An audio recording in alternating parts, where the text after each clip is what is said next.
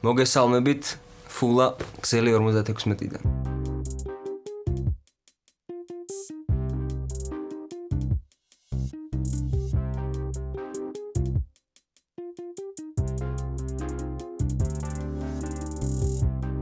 ფულა, იმიტომ რომ ნიშნავს სავსეს full ინგლისურად და აქედან გამომდინარეობს ჩემი ფსევდონიმიც ფულა.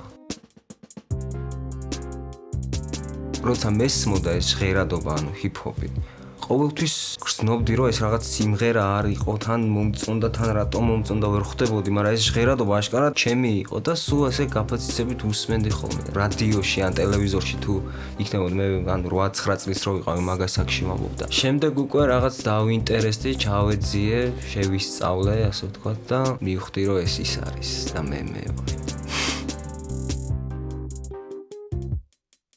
პირველი ტრეკი ჩავწერეთ 13 წლის ასაკში. მე და სერიოუსმა ჩავწერეთ, ჯგუფი იყო ესეთი ზღვარი, როკ ჯგუფი და მათ სტუდიაში ჩავწერეთ, მოძრაობა ქვია ტრეკს. Busy Bony, Crazy Bony, DMX, Biggie, Nasi, Method Man, B-Real, Lauryn Hill, Eminem რა თქმა უნდა, Redman.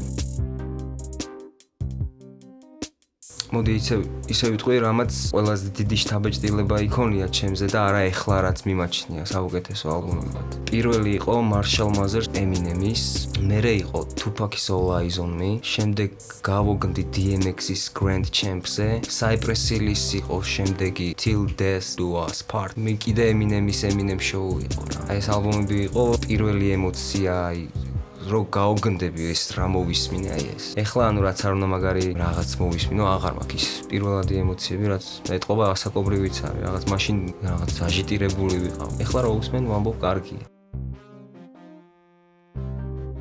ჰიპ-ჰოპის გარდა ოპერატორი ვარ, პროფესია მაქვს ესეთი და მუშაობ. გარდა ამისა, ვარჯიშობ, იშვიათად ხატავ, ფილმების ყურება მქონდა. აი ამ ეტაპზე ვარ, ამადეუსი, მოცარტზე არის ფილმი, მილოშ ფორმანის ფილმია და აი უნიკალური ფილმია, ყველანაირად, ოპერატორული ნამუშევარი, რეჟისორის ხედვა და საერთოდ ყველაფერი. მიდგომას შევცვლიდი პირველ რიგში, აი თითქოს ჩარჩოებშია ჩაკეტილი და აი არის რაღაც კატეგორია და ეს რაღაც ცოტა რო წაიმღერო, გეუბნებია, რომ ეს ანდერგრაუნდი არ არის ძმა. ჰიპ-ჰოპი თავისუფლებაა და შეიძლება იმ მომენტში რაღაც გემღერებოდეს. ეს არ უნდა იყოს ეს შეზღუდული, რომ ანუ ანდერგრაუნდი თუ აღარ გააკეთე და რაღაც წაიმღერებსო, მოკვეთილი ხარ რაღაც ესეთი საზოგადოების მიკროსაზოგადოება არის ქართულ ჰიპ-ჰოპში და კომენტარებში გრძნობ ხოლმე რა, ეხა სახელებს და ვარც მახსოვს, მაგრამ ანუ არის ესეთი სექტა, რომელიც მარტო ანდერგრაუნდს აღიარებს და ესე არ უნდა იყოს.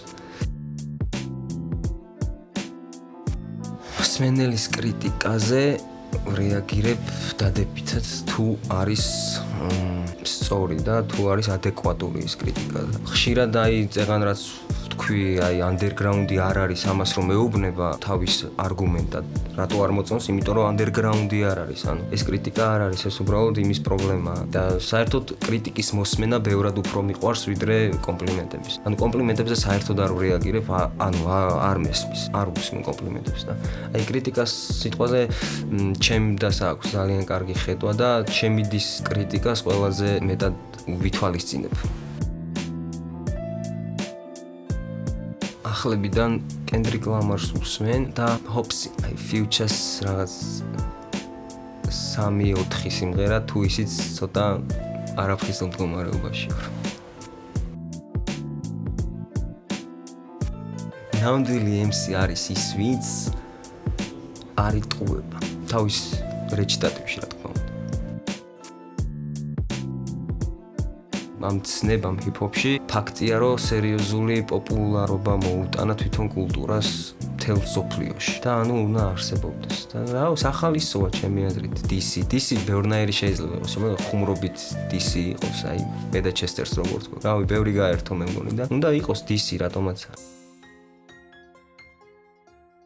მინდა რომ გაიზარდოს უბრალოდ ესეთში არა, მე მაგას ვამბობ მაგ სიმღერიდან და რაღაც გვერდმა გააზიარა, ჩემი სიტყვები ამოჭრა, კონტექსტიდან ამოგლიჯა და დადო ფოტოსთან ერთად, სადაც ფოტოზე ვარ, თითქოს ესე ვიყურები და რაღაც მეც უცხო თვალით ძალიან გავღიზიანდებოდი მაგას, მაგრამ რეალურად უნდა მოусმინოთ იმ სიმღერას, საიდანაც ეს ორი ხაზი ამოგლიჯილი და შეაფასოთ სწორად. მე მინდა რომ უკეთესი იყოს ჩემი ქვეყანა და უკეთეს ქვეყანაში გაიზარდოს ჩემი შვილი. ამას გულისხმობ.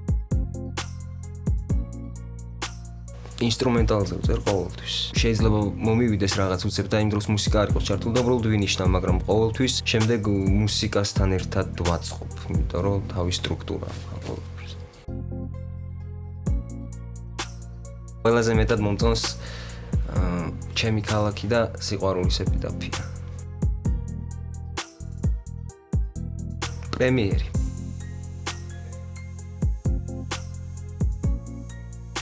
ჰიპ-ჰოპი, 70-იანი წლების როკი და ბლუზი.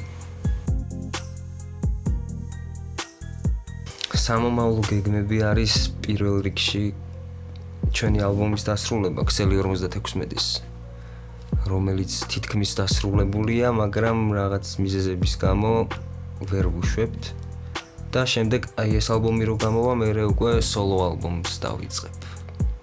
შეიძლება მანამდეც დავიწყო, მაგრამ სანამ ის არ გამოვა, არ ამგონია ჩემი ძალზე გამოუშვა.